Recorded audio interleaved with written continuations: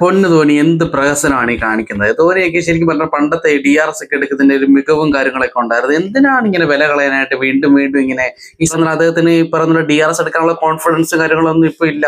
ഏതൊരു കൊച്ചു പയ്യൻ വന്നിട്ട് ഈ പറയുന്ന ധോനി ആ DRS കൊടുക്കേണ്ട കിട്ടത്തില്ല എന്ന് പറയാൻ ധോനി എടുത്ത് അത് കൊടുക്കുകയും ചെയ്യും. അത് ഈ പറയുന്ന പോലെ വെറുതെ DRS നഷ്ടപ്പെടുകയും ചെയ്യും. അപ്പം അത് കൊച്ചു പിള്ളേർ ഉയർന്നതൊന്നുമല്ല.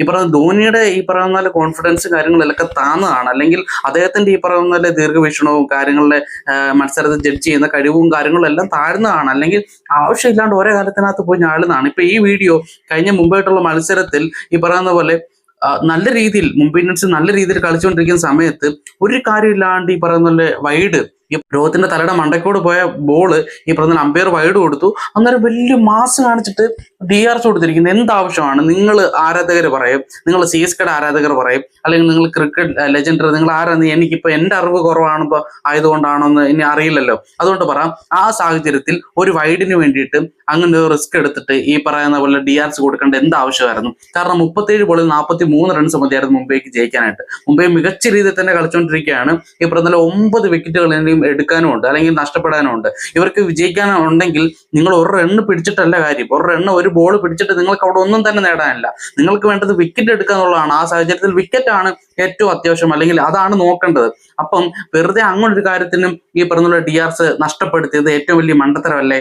ഇപ്പൊ ധോനി എന്താണ് വിചാരിച്ചത്? ആകെപ്പാടെ എല്ലാം കയ്യിൽ നിന്ന് പോയിരിക്കുക. എന്നാ പിന്നെ ഈ DRS എങ്കിലും എടുത്തിട്ട് ആരാധകരുടെ മുമ്പിൽ കുറച്ച് വില നേടാം എന്നുള്ള വിചാരിച്ചിട്ടായിരിക്കും വലിയ കാര്യത്തിൽ ആക്ഷനൊക്കെ കാണണം. അയ്യോ, നമ്മൾ വിചാരിച്ചു കഴിഞ്ഞിട്ടുണ്ടല്ലോ, പണ്ടത്തെ ധോനിയാണെങ്കിൽ നമ്മൾ ഓർത്തു എന്താണ് ധോനിയുടെ ആ ഒരു കഴിവ് സമ്മതിക്കണം അല്ലേ? ആ ഒരു അത് ധോനി റിവ്യൂവിന് കൊടുത്തെങ്കിൽ തീർച്ചയായിട്ടും അത് വൈഡ് ആയിരിക്കത്തില്ല എന്ന് നമ്മൾ ചിന്തിക്കും. പക്ഷെ ഇങ്ങനെ കിടന്ന് അളിയാനും നാണം കെടാനും വേണ്ടിയിട്ട് എന്തിനാണ് ഇങ്ങനെ ഓരോ കോമാളിത്തരം കാണിക്കുന്നത്? എന്തിനാണ് ഇങ്ങനെ പ്രഹസനം കാണിക്കുന്നത്? ആ ഒരു വൈഡ് പോയാൽ പോട്ടെന്ന് വെച്ചാൽ പോരെ. കാരണം നിങ്ങൾക്ക് ഇനി അടുത്തൊരു ഈ പറയുന്ന പോലെ ആ ഒരു ഇപ്പം DRS വെറുതെ നഷ്ടപ്പെട്ടു. ഇനിയും വരുന്നത് നിങ്ങൾക്ക് വിക്കറ്റ് എന്തെങ്കിലും പോയിട്ടുണ്ടെങ്കിൽ ഈ പറയുന്ന പോലെ അതിന് റിവ്യൂ കൊടുക്കാൻ നിങ്ങൾക്ക് റിവ്യൂ വേണ്ടേ? അത് എവിടെ നിന്നിട്ട് എടുക്കും? ഒരു റിവ്യൂ ഉണ്ട്, ശരിയാണ്. ആ ഒരു റിവ്യൂ കൂടെ നഷ്ടപ്പെട്ടു കഴിഞ്ഞാലോ? കാരണം നിങ്ങൾക്ക് ഇനി വേണ്ടത് വിക്കറ്റുകളാണ്. അപ്പൊ നിങ്ങൾക്ക് സംശയമുള്ള സ്ഥലങ്ങളിലൊക്കെ, വിക്കറ്റിന് സംശയമുള്ള സ്ഥലങ്ങളിലൊക്കെ നിങ്ങൾക്ക് അത് കൊടുക്കാൻ കഴിയും അല്ലേ? അപ്പോ ആ സാഹചര്യത്തിൽ ഒരു ആവശ്യമില്ലാണ്ട് ഈ പറയുന്നില്ല, അവിടെ ഒരു ഇതുമില്ല.